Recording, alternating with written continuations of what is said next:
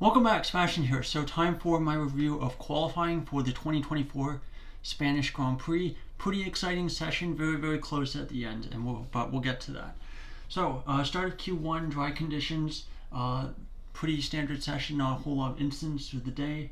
But after those first runs in Q1, Joe, Magnussen, Ricciardo, Tsunoda, and Sargent were your drivers in the bottom five. Stroll was impeded by Sargent. We'll see if anything happens. I don't think he'll get a penalty based on some of the incidents that we've seen in previous qualifying sessions. The Saubers were up to 7th and 8th, so I figured, pretty high track evolution. But that being said, they did end up doing better than I thought they would. So at the end of Q1, Tsunoda, Ricciardo, Magnussen, Albon, Sargent were out. So both RBs, both Williams. Williams not so much of a surprise. They kind of hinted going into this weekend that this was a track that they thought wouldn't suit their car. The fact that both RBs knocked out in Q1, a bit of a surprise from my perspective, but I guess they don't really like the high-speed nature of the track. And in Q1, Hamilton was the fastest driver. Into Q2 we go. Bottas, Alonso, Hamilton, Stroll, and Joe were in the bottom five after the first runs. Hamilton, a bit of a scrappy lap to start that session, but when it was all said and done, Alonso, Bottas, Hülkenberg, Stroll, and Joe were out. So at this point, both Aston Martin's out, both Saubers out, and both Haas's were out as well.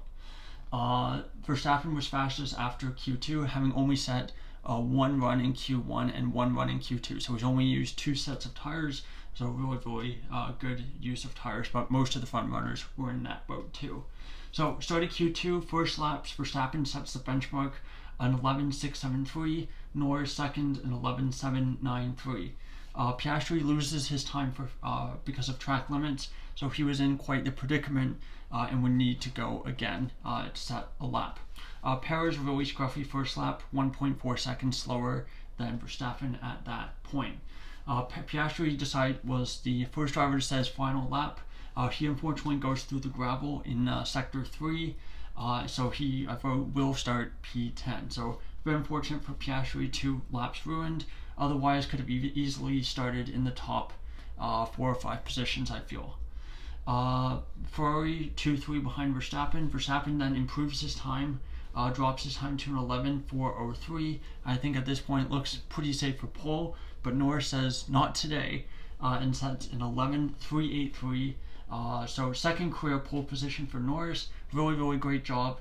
And yeah, exciting race that we have set up for tomorrow between the Red Bulls, the McLarens, and I think even honestly you can make an argument that the Mercedes and the Ferraris could be in this tomorrow as well. So yeah, really tense qualifying session. Not a whole lot of incidents, no cars crashing out, spinning wildly, but still a pretty decent session, and yeah, pretty excited for tomorrow's Grand Prix, which I feel will be a pretty strategic race. Anyway, thank you so much for watching. Goodbye.